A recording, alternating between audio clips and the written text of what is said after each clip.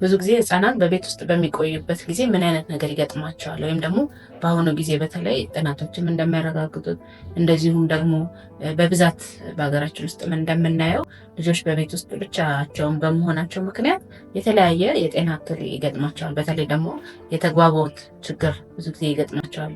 ወይም ደግሞ ስክሪን ታይም ላይ፣ ቲቪ ላይ፣ ሞባይል ላይ ረጅም ሰዓት በማሳለፍ ምክንያት ከሌሎች ልጆች ጋር አብሮ መጫወት የለም። ወይም ደግሞ የተለያየ ነገሮችን ለመለየት በመንካት በማየት በማሽተት መለየት ያለባቸውን ነገር በእድሜያቸው እድገት እንዳይመጣ እየሆነ ነው ማለት ነው። ስለዚህ ይሄ የሚሆንበት ምክንያት አንደኛ ልጆቹ የሚያሳልፉበት ቦታ በረጅም ሰዓት ምንም አይነት የጨዋታ ወይም ደግሞ ለልጆች የሚያስፈልገው ነገር ስለማያገኙ ልጆቹ በጊዜ አፍ መፍታት አይችሉም። እንዲሁም ለመራመድም ሰውነታቸው ጥንካሬያቸው እየቀነሰ ነው ማለት ነው። ስለዚህ ብዙ ጊዜ በልጆች ማቆያ አካባቢ መሆናቸው የሚጠቅማቸው አንደኛ ከሌሎች ልጆች ጋር አብረው ይጫወታሉ፣ አካባቢያቸውን ይለያሉ፣ ለመናገርም እርስ በርስ ለመግባባትም ብዙ ነገሮችን በእጅ በመንካት በማየት እነዚህ ሴንስ ኦርጋናቸውም አክቲቭ እንዲሆን ያደርጋል ማለት ነው።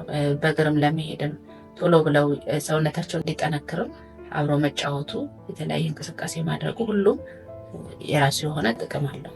ከምንሰጣቸው አገልግሎቶች መካከል በማቆያ ውስጥ የተለያዩ ስልጠናዎችን እንሰጣለን። ያ ስልጠና ልጆቹ በራሳቸው በእድሜያቸው የሚሆን ለምሳሌ አሁን የፈጠራ ችሎታቸው ከልጅነታቸው እንዲያድግ የተለያየ ስራ እንዲሰሩ የተለያዩ ስልጠናዎች እንዲሰጡ ወይም ደግሞ በጨዋታ መልክ በሚያደርጉት ነገር በማየት ልጆቹ በውስጣቸው ያለውን አቅም ወይም ደግሞ ወደፊት ምን አይነት ፍላጎት አላቸው የሚለውን ከወላጅ ጋር በመነጋገር ይህንን ነገር ወደ ተሻለ ማሳደግ። ምክንያቱም መሰረት የሚይዙበት እድሜ ስለሆነ በዚህ እድሜ ደግሞ በደንብ እነዚህ ልጆች ክትትል ያስፈልጋቸዋል።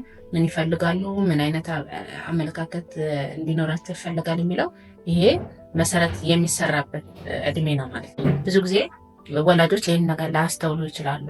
ምናልባት ከቤት ወጥተው ማቆያ ሲሆኑ ብዙም ጥሩ አይደለም ብለው ሊያስቡ ይችላሉ። ግን ልጆች አብረው መዋላቸው የራሱ የሆነ ጥቅም አለው። ድሮ እንግዲህ ብዙ ጊዜ ልጆች በጎረቤት አካባቢ ልጆች ስለሚኖሩ አብረው መጫወት፣ አብረው ጭቃ አብኩተው አብረው ብዙ ነገር አድርገው ነው የሚያድጉት እና ያ ነገር እንደ ቀልድ ነው የሚታየው። አሁን ላይ ግን እንደ አንድ የሕክምና እንደ አንድ ቴራፒ ሆነው በተለያየ መልክ እየተዘጋጀ ልጆቹ በፊት እንደነበረው አይነት እድገት አይደለም ያላቸው እና ይሄ ቴራፒ የተሰጣቸው።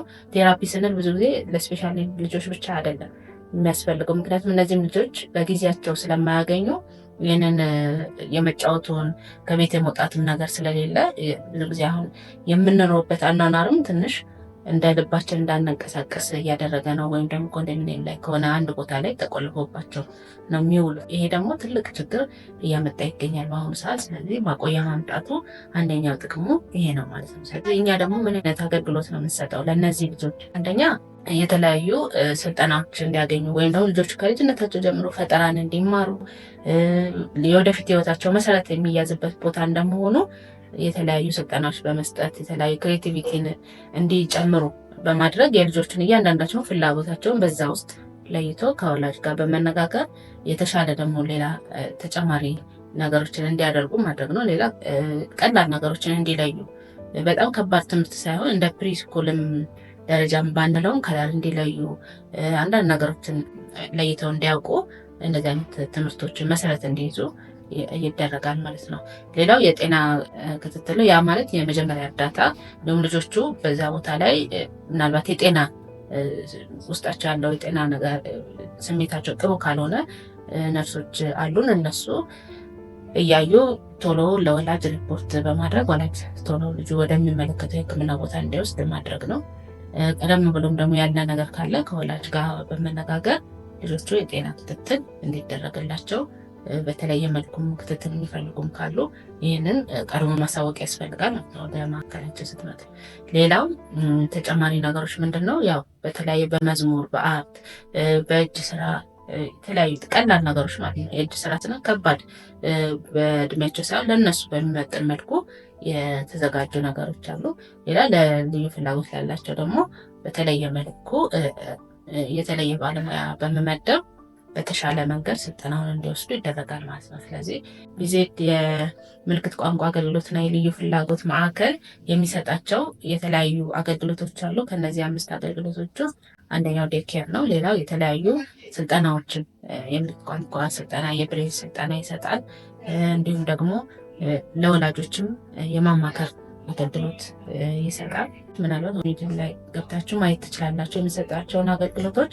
በተጨማሪም ደግሞ አሁን በአዲስ መልክ የጀመርነው ደግሞ የልጆች ማቆያ ነው። ስለዚህ የልጆች ማቆያ በዛ ውስጥም የተለያዩ ስልጠናዎች አሉ። በስር ባለው ስልክና አድራሻ የተለያዩ ጥያቄዎች ካላችሁ ዛሬ እንድጠይቁ ነው። አመሰግናለሁ።